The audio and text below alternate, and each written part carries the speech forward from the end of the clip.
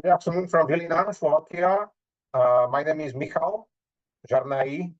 I work for Innovation Center that is closely related to city of Žilina.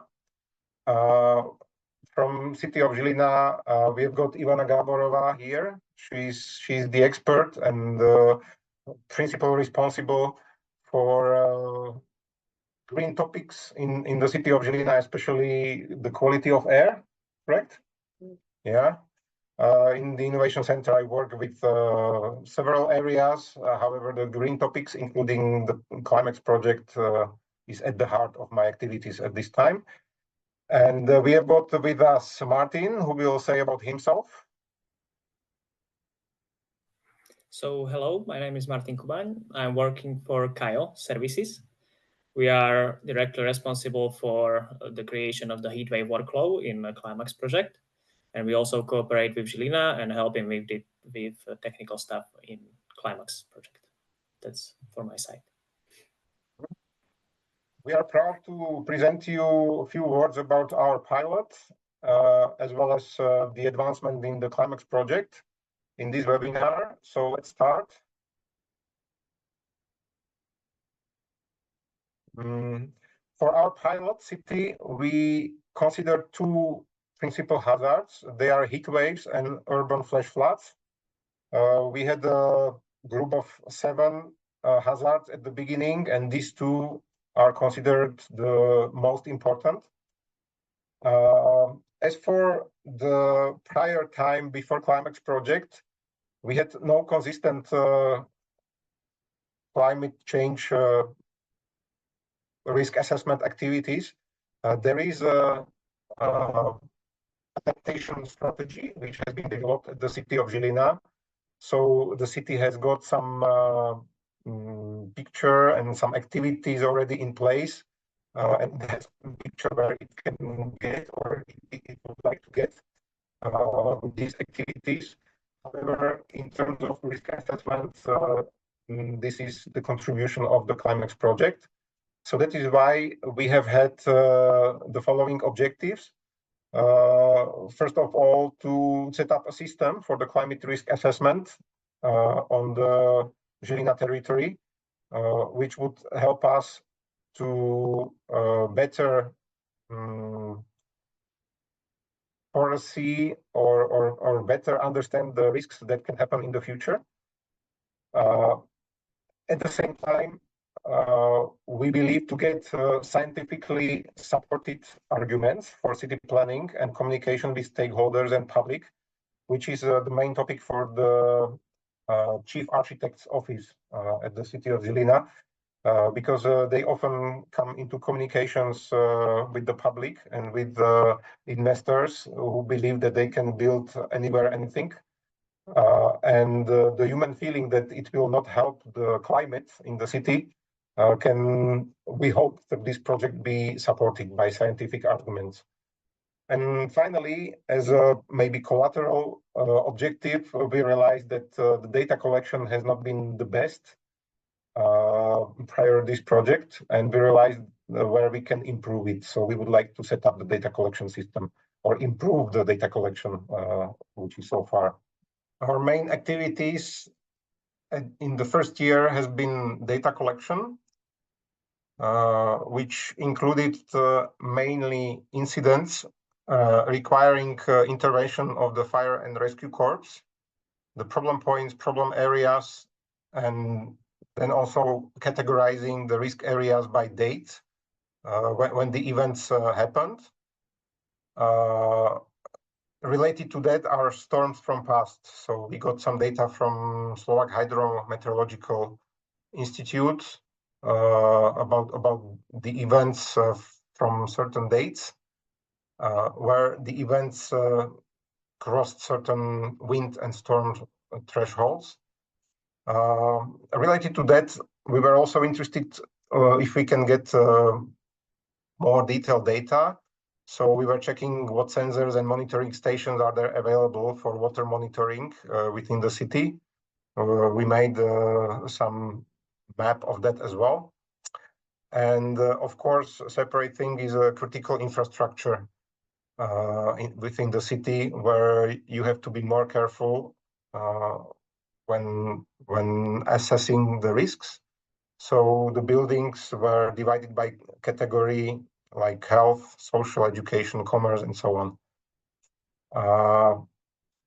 A result of these data collection activities have been two maps. One map of heat islands within the city, which in fact existed already before CLIMAAX project, because that was a result of another project of the city office, municipal office. And then map of flash flood events from past, which was directly derived from the data collection mentioned. Also, the mapping phase included the mapping of stakeholders. And at the end, there were these 5 units involved. Of course, the municipal office as the primary beneficient of this project of city of Žilina, where Ivana is from. Then Chief Architect's Office, which is another unit within city of Žilina, very much benefiting from the results of CLIMAAX.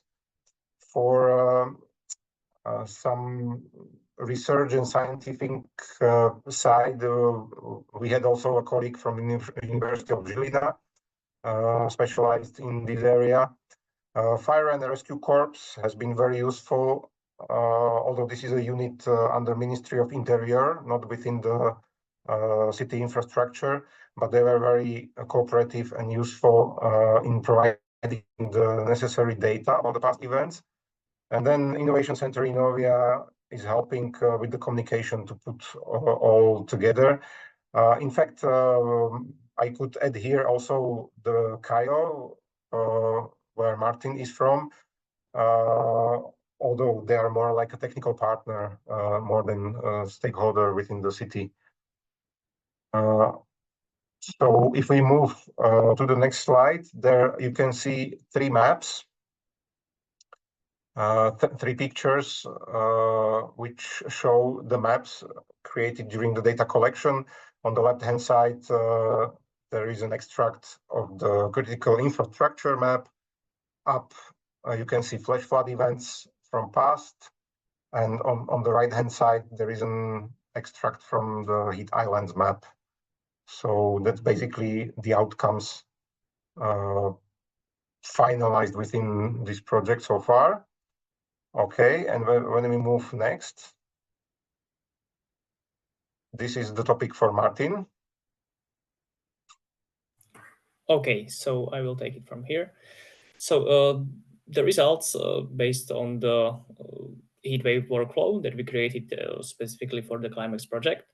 The first part is heatwave hazard assessment for the Žilina city, and you can not use it only for the Žilina city, but for the whole Europe, because this workflow is based on the Eurocordex climate scenarios data for the RCPs 4.5 and 8.5 in 12 kilometers grid. So it's working like this, that you can select the point or pixel which you are interested in, and plots will be directly plotted for you.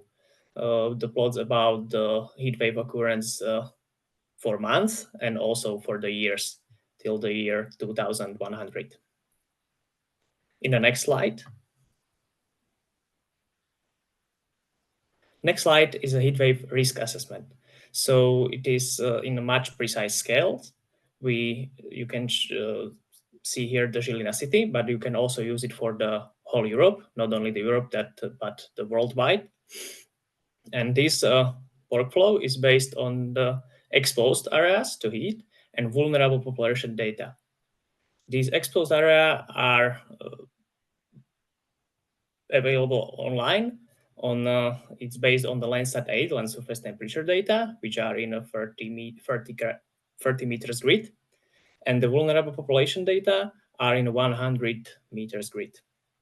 These vulnerable areas for the Žilina city, which you can see on the picture on the right side at the bottom, was created by the Žilina municipality office.